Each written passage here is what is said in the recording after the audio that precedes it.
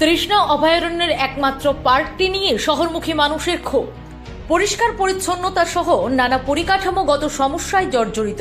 এই শীতের মরশুমেও নেই ততটা লোক সমাগম। পর্যটকদের দাবি উঠেছে বিস্তীর্ণ এই এলাকা জুড়ে দেখার মতো কিছুই নেই। একটা অন্যতম পর্যটন ক্ষেত্র এই তৃষ্ণা অভয়ারণ্য, কিন্তু কালক্রমে এই মুহূর্তে আমরা যে চিত্রটা তৃষ্ণা অভয়ারণ্য থেকে দেখতে পাচ্ছি, এখানটায় কিন্তু লোক সমাগম নেই।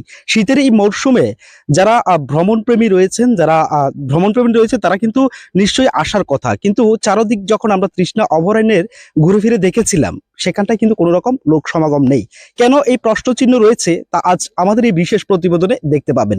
মন্ত্রী সুশান্ত চৌধুরী যখন রাজ্যের উন্নয়ন, রাজ্যের পর্যটন শিল্পকে ত্বরান্বিত করার জন্য বারংবার বিভিন্ন ক্ষেত্রে অর্থ ব্যয় করছেন, কিন্তু কোথাও কি আদৌ সেই অর্থ সঠিক কাজে লাগছে কিনা আজকের এই বিশেষ প্রতিবেদনে আপনারা সেটাই দেখতে পাবেন। মন্ত্রী সুশান্ত চৌধুরী যখন রাজ্যের পর্যটন দপ্তরের ব্র্যান্ড অ্যাম্বাসেডর বানিয়ে কোটি কোটি টাকা ব্যয় করছেন সৌরভ গাঙ্গুলির উপর, তখন তিনি পশ্চিমবঙ্গ থেকে বসে বসে গ্রিন স্ক্রিনে ভিডিও বানিয়ে রাজ্যের পর্যটন ক্ষেত্রগুলির ভূয়সী প্রশংসা করেন।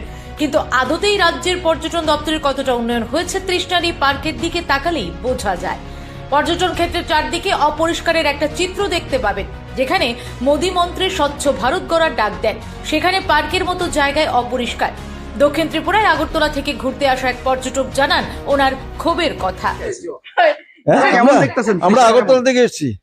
কেমন দেখছেন? দেখতে তো ভালো, কিন্তু ব্যাপার হচ্ছে পাতা টাতায় পরে এমন ভাবে বিশ্রী অবস্থায় আছে, এটা কিন্তু আমরা কখনো আশা করিনি। চৌধুরী যেখানে রাজ্যের পর্যটন ক্ষেত্রে অনেক অর্থ বরাদ্দ করছেন, সেই হিসেবে কি কোথাও অনুন্নয়ন দেখতে পাচ্ছেন কি এই জায়গায়? অনুন্নয়নের কথা বলছি না, কিন্তু পাতা টাতা পরে এমন ভাবে একটা বিশ্রী অবস্থায় পড়ে আছে। এমনি কিন্তু ভালো। দায়িত্বের গাফিলতি রয়েছে কিনা সে বিষয়ে কি বলবেন? এটা বলতে পারছি না, নোংরা হয়ে আছে মানে এটা দায়িত্বের গাফিলতি কিনা এটা আপনারাই বলতে পারবেন। অন্যদিকে অবাক করার মতো বিষয়, বোটিং সিস্টেম থাকলেও বোটে নেই কোনো নিরাপত্তা, লাইফ জ্যাকেট নেই কোনো চালক। কর্তৃপক্ষের দাবি যার ইচ্ছে সেই চড়বে, তাও নিজস্ব নিজ দায়িত্বে। এখানে পড়ে গেলেও আপনাকে বাজাতে আসবে না কোনো রেস্কিউয়ার। সিস্টেম আছে কিন্তু লাইফ জ্যাকেটটা নেই, কি বলবেন? না, বোটিং সিস্টেম যদি চালু থাকতে হয় তাহলে লাইফ জ্যাকেট অবশ্যই দরকার।